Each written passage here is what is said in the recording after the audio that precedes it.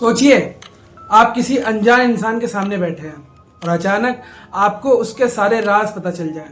उसका bank balance, उसके किए हुए पाप और उसकी जिंदगी का हर एक वो झूठ। आपको ऐसा लगेगा कि ये कोई सुपर पावर है, राइट? लेकिन क्या हो अगर ये राज आपको कोई और चीज बता रही हो, जो आपके ही कान के ठीक पीछे खड़ी है और उसकी ठंडी सांसें आपकी गर्दन पर पड़ रही है। आज मैं आपको तंत्र शास्त्र की सबसे खौफनाक और खतरनाक राज के बारे में बताने जा रहा हूं। कर्ण पिशाचिनी। जिसने भी ये शक्ति पाने की कोशिश की है, उसकी जिंदगी नरक से भी बदतर बन गई है। तो ईयरफोन्स लगा लीजिए, अपने कमरे की लाइट्स डिम कर लीजिए, क्योंकि आज रात आपको अपने पीछे किसी के होने का एहसास बहुत करीब से होने वाला है।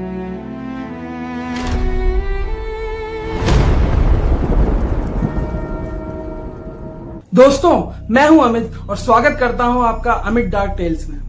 हमारे वेदों और शास्त्रों में दो रास्ते बताए गए हैं। दक्षिण मार्ग जो रोशनी का रास्ता होता है और वाम मार्ग जो अंधेरे और अघोरियों का रास्ता होता है। कर्ण पिशाचिनी इसी अंधेरे रास्ते की एक एंटिटी है।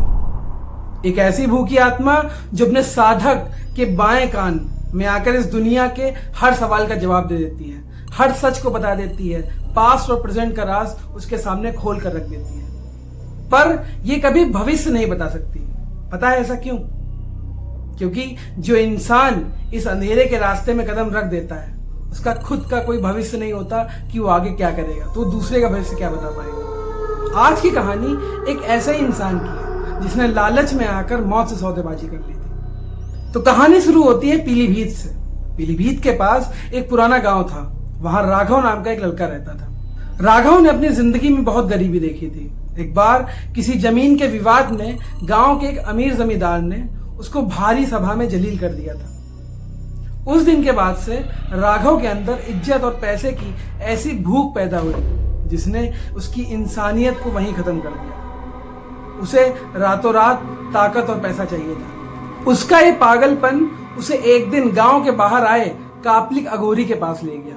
वो अघोरी उसके घर के बाहर धूनी रमाए बैठा हुआ था। राघव ने उनके पैर पकड़े और कहा, बाबा, मुझे एक ऐसी ताकत दे दो कि दुनिया मेरे कदमों में गिर जाए। अघोरी ने अपनी लाल आंखें खोली और राघव को देखा और एक भारी आवाज में कहा, बेटा, तेरी इसमें मैं कोई मदद नहीं कर सकता, लेकिन कोई है जो तेरे सभी सवालों का जवाब दे सकती है और तेरी सभी परेशानियों का समाधान कर सकती है। कर्ण पिशाचिनी।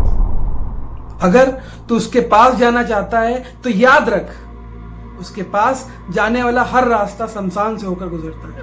कर्ण पिशाचिनी तुझे वो सब देगी, पर बदले में वो तेरी आत्मा और तेरा सुकून नोच खाएगी। एक बार उसने तेरा कान पकड़ लिया तो वो तब तक नहीं छोड़ेगी जब तक तेरी आत्मा तेरे शरीर को ना छोड़ दे। पर राघव घमंड और लालच में इतना अंधा हो चुका था कि उसने इन सब की परवाह किए बिना अघोरी से कर्ण पिशाचिनी को सिद्ध करने के सारे नियम सीख लिए। कर्ण पिशाचिनी की साधना कोई आम पूजा नहीं होती। इसके नियम इतने भयानक होते हैं जिन्हें सुनकर किसी आम इंसान की रूह कांप जाए। नियम नंबर 1, साधना पूरे 21 दिन चलेगी। अगर एक दिन भी छूटा तो वो आत्मा कहीं और भटक जाएगी। नियम नंबर 2, साधक को रात के 12 बजे अकेले शमशान घाट पर जाना होगा और शरीर पर एक भी कपड़ा नहीं होना चाहिए और जलती हुई चिता की राख अपने शरीर पर मलनी होगी और एक लाल आसन पर बैठना होगा। नियम नंबर 3 और सबसे खतरनाक, इन 21 दिनों में चाहे तुम्हारे पीछे से कैसी भी आवाज आए, चाहे कोई भी तुम्हें पुकारे, चाहे कोई तुम्हारी पीठ पर नाखून गड़ा दे, गलती से भी पीछे मुड़कर नहीं देखना है। अगर पीछे मुड़कर देखा तो तुम्हारी मौत उसी पल तय है। और इसके कुछ नियम ऐसे भी हैं जो मैं इस वीडियो में आपको बता नहीं सकता। खैर, राघव ने अपनी पूरी तैयारी शुरू कर दी। एक अमावस्या की रात उसने अपना नरक का सफर शुरू करने का फैसला किया। शुरुआती दिनों में राघव को लगा कि ये सब सिर्फ सुनी सुनाई कहानियां ही। वो अकेले शमशान में जाता, मंत्र पढ़ता और सुबह होने से पहले वो वापस घर आ जाता।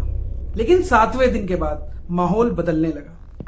जब वो मंत्र पढ़ रहा था तो उसे ऐसा लगता है कि जैसे शमशान के सारे कुत्ते एक साथ रोने लगते हैं। उसके आसपास की हवा में सड़ी हुई लाशों की बदबू आने लगी थी। और 10वें दिन जब वो ध्यान में था, उसे अपने पीछे किसी के चलने की आवाज आई, जैसे कोई सूखे पत्तों पर नंगे पैर चल रहा हो। कदम उसके ठीक पीछे आकर रुक गए। राघव के रोंगटे खड़े हो चुके थे। उसकी सांसें फूलने लगी थी, पर उसे याद आया कि पीछे नहीं देखना है। उसने आंखें और जोर से बंद कर ली। 15वें दिन की रात सबसे भयानक थी।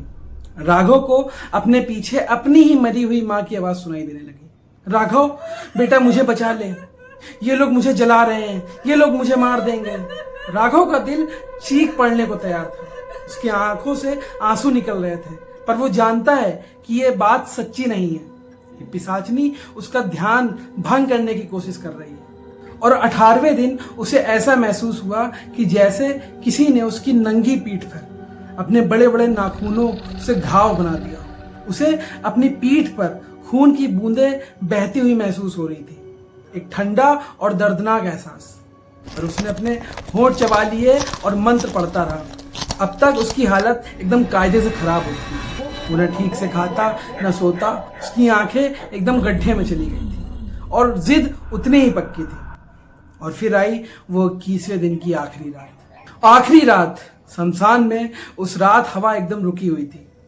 सन्नाटा इतना गहरा था कि राघव को अपने दिल की धड़कन पहाड़ से गिरी हुई चट्टान जैसी सुनाई दे रही। ठीक रात के 3 बजे उसके सामने जलती हुई लकड़ियों की आग अचानक से नीली पड़ गई।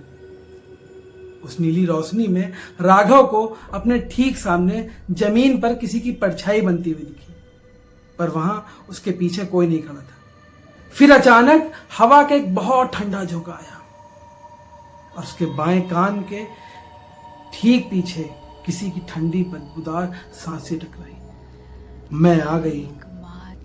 उस आवाज में एक साथ 100 लोगों की रोने और दर्द से कराहने की आवाज आ रही थी और एक शैतान की मंद मंद हंसी कि बोल, तुझे क्या जानना है। राघव का जिस्म पूरी तरीके से जम चुका था। साधना तो पूरी हो चुकी थी। कल पिशाचनी अब उसकी गुलाम थी, या शायद वो उसका खुद गुलाम बन चुका था। ये तो अब आने वाली स्टोरी में आपको पता चलेगा। उस दिन की साधना पूरी होने के बाद राघव गांव छोड़कर लखनऊ आ गया। यहां से शुरू हुआ उसके रईसी और ताकतवर बनने का एक खेल। जो भी इंसान उसके सामने आता, उसके लेफ्ट ईयर में वही खरखरी आवाज गूंजती और सामने वाले की हर एक काले से काला राज राघव के दिमाग में एक फिल्म की तरह चलने लगता। लखनऊ के बड़े बड़े बिल्डर्स, पॉलिटिशियंस, माफियाज उसके दरबार में आने लगे। राघव उन्हीं छुपी हुई मर्डर मिस्ट्रीज, हवाले का पैसा और उनके सबसे गंदे राज बताने लगा। लोग राघव से डरने लगे थे। राघव ने करोड़ों रुपए और इज्जत बहुत अच्छे तरीके से कमा ली थी। पर ध्यान दीजिए दोस्तों, नेचर का एक असूल है, आप बिना मेहनत के जो कुछ भी इस दुनिया से छीनते हैं, यूनिवर्स आपसे उसकी बहुत बड़ी कीमत वसूलता है। और राघव की कीमत चुकाने का वक्त आ चुका था। राघव का नरक एक ऐसी जगह से शुरू हुआ जहां से वापस आने का कोई रास्ता नहीं था। कल पिशाचनी को गंदगी पसंद थी। राघव अचानक से नहाना बंद कर चुका था। चाहे वो महंगे महंगे कपड़े पहने, पर उसके शरीर से वही शमशान की सड़ी हुई लाश की बदबू आया करती थी। पर सबसे बड़ी सजा कुछ और थी। शुरू में पिशाचनी सिर्फ लोगों के राज बताया करती थी जब राघव उससे पूछता था, पर अब उसने बोलना बंद कर दिया था। राघव खाना खाने बैठे तो आवाज आती, खाएगा? तुझे पता है कि इस खाने को बनाने वाले नौकर ने इसमें अपना पसीना मिलाया है। राघव किसी अनजान इंसान को सड़क पर देखता, आवाज उसके कान में फटती कि इस आदमी ने कल रात अपनी बीवी को बहुत पीटा। उसके दिमाग में 24 घंटे दूसरे लोगों के लिए पाप और गंदे ख्याल, उनके झूठ गूंजते रहते थे। दुनिया में उसे कोई इंसान अच्छा नहीं लगता, क्योंकि उसे सबके अंदर एक राक्षस दिखने लगा था। रात को जब वो थक हार कर सोने की कोशिश करता तो पिशाचनी उसे सोने नहीं देती। वो उसके कान के पर्दे पर जैसे नाखून रगड़ती और चीखती, उठ जा, मुझे तुझसे बात करनी है। सुन, उस बिल्डर ने आज किसी को मारा। राघव पिछले 3 महीने से नहीं सोया था। उसकी आंखें पूरी तरह लाल और चेहरे का मांस लटक चुका था।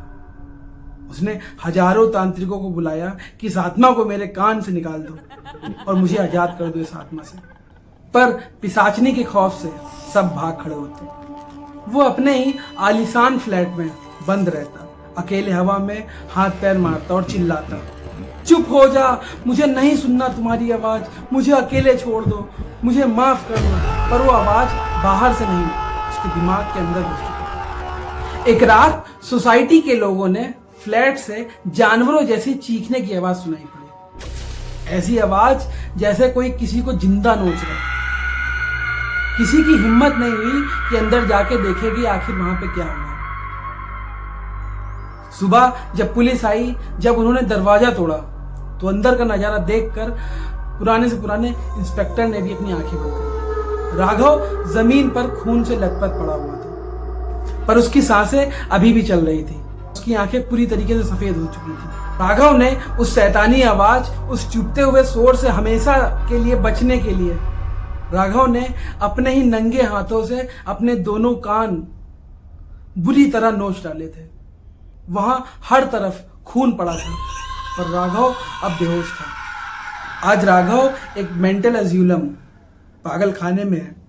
वो अंधा हो चुका है, बहरा हो चुका है, पर आज भी वो उस पागल खाने के कोने में बैठकर हवा में खाली घूरते हुए कहता है, पीछे देखो, पीछे देखो, वो वहीं खड़ी है, वो वहीं खड़ी है, वो मुझे छोड़ती नहीं है। अघोरी सही था, मरने के बाद भी कल पिशाचनी अपने साधक को छोड़ती नहीं है। उसकी आत्मा को गुलाम बनाकर अपने साथ हमेशा के लिए अंधेरे में कैद कर लेती है। तो दोस्तों, शॉर्टकट से मिली हुई किसी भी शक्ति की कीमत अक्सर आपको अपनी आत्मा बेच कर चुकानी पड़ती है। जो चीज जहां है उसे वहीं छोड़ देना बेहतर है।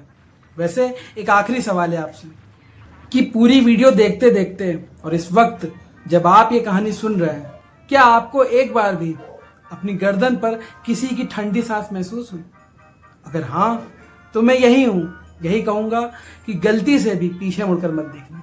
अगर आपको ये डार्क टेल थोड़ी सी भी पसंद आई है तो वीडियो को लाइक जरूर करना, अमित डार्क टेल्स को सब्सक्राइब करना बिल्कुल ना भूलना और बेल आइकन जरूर दबा दीजिएगा, जिसमें अगली कहानी आप तक पहुंचने में बिल्कुल देर ना हो।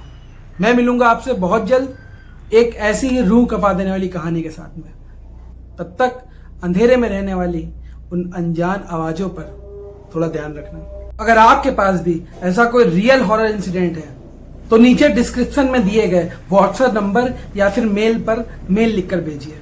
मैं आपकी स्टोरी को जरूर पढ़ूंगा और अगर जनता के सामने लाने लायक हुई तो मैं उसको जरूर आप सबके सामने रखूंगा। जल्दी ही मिलते हैं अगली वीडियो के साथ में। तब तक के लिए